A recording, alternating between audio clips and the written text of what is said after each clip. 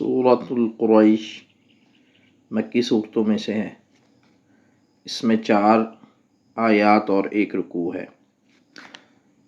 سورۃ قریش پہلے ہم لفظ بہ لفظ پڑھیں گے، اس کے بعد پوری آیت کی تلاوت کی جائے گی انشاءاللہ۔ بسم اللہ الرحمن الرحیم لإیلاف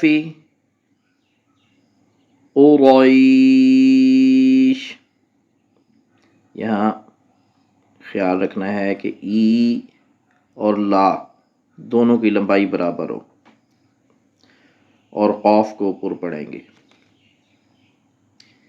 ایلافہم، اسی طرح یہاں کھڑی زیر ہے اور یہ کھڑی زبر ہے، تو یہاں بھی ان دونوں کی لینتھ برابر ہوگی۔ ای اور لا دونوں کی آواز برابر ہونی چاہیے۔ رحلہ تشتائی،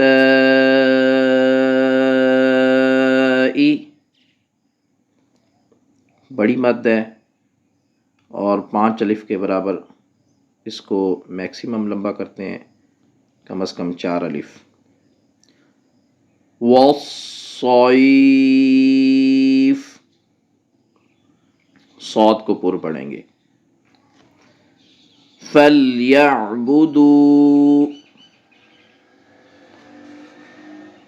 رَبَّ هَذَا الْبَيْتِ،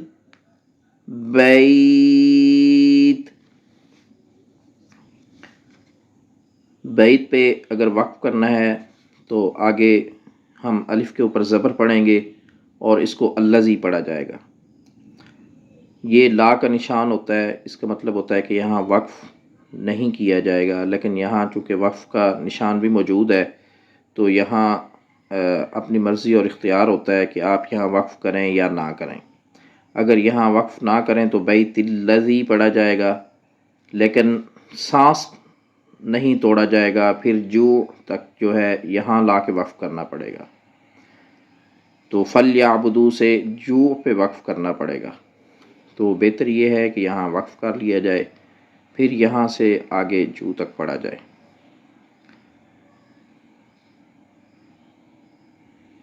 الذی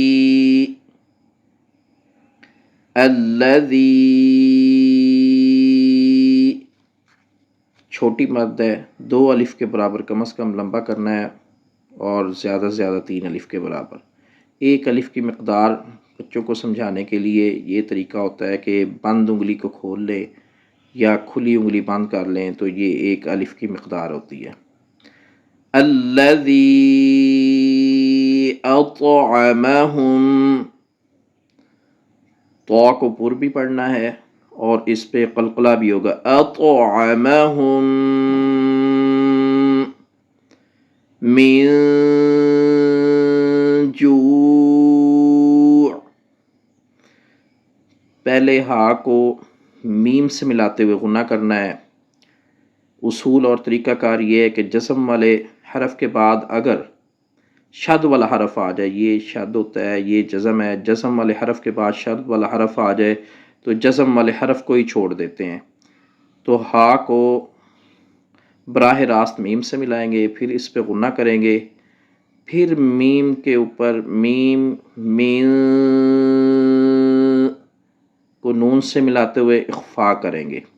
غنے اور اخفا میں سادہ سا فرق یہ ہوتا ہے کہ غنے کو مکمل طور پر ناک میں آواز روک کر رکھنے کو کہتے ہیں، منہ بند کر لیا جاتا ہے، ہونٹ ملا لیے جاتے ہیں تو غنہ ادا ہوتا ہے ہم، جبکہ اخفا میں منہ اور ناک دونوں سے آواز نکالنا ہوتی ہے، اس میں تھوڑی سی روک کر رکھنے کو کہا جاتا ہے، جیسے من جوع۔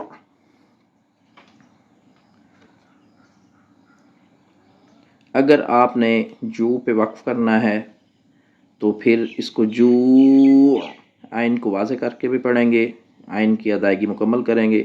اگر یہاں وقف نہیں کرنا تو پھر جوعیوں آئین کو واو سے ملاتے ہوئے غنہ ہوگا. وآمنہم پھر سماعت فرمائے جوعیوں وآمنہم.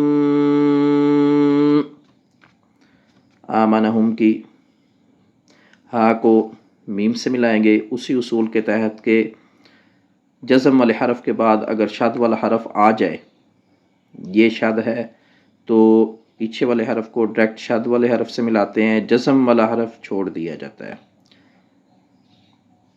وَآمَنَهُم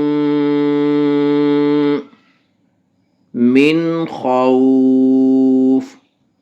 یہاں یاد رکھیں کہ من پڑھیں گے یہاں اخفا نہیں ہوگا کیونکہ نون ساکن جس کے اوپر یہ جزم کا نشان ہو اس کو نون ساکن کہا جاتا ہے. نون ساکن اور تنوین کے بعد جو تنوین والی نون ہوتی ہے، 2 زبر 2 زیر اور 2 پیش سے جو نون کی آواز پیدا ہوتی ہے، اس کے بعد اگر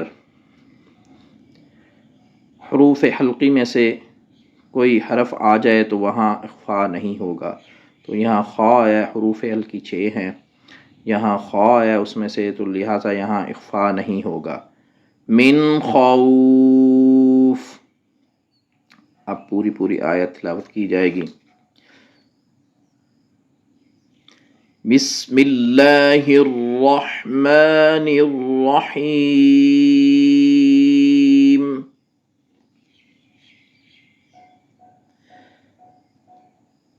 لإيلاف قريش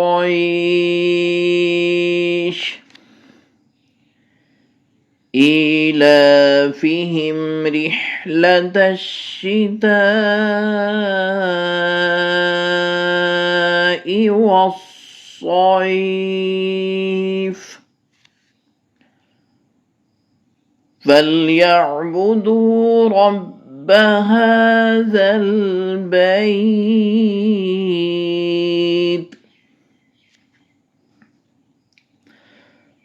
الذي أطعمهم من جوع. اگر ملا کے پڑھنا ہے الذي أطعمهم من جوع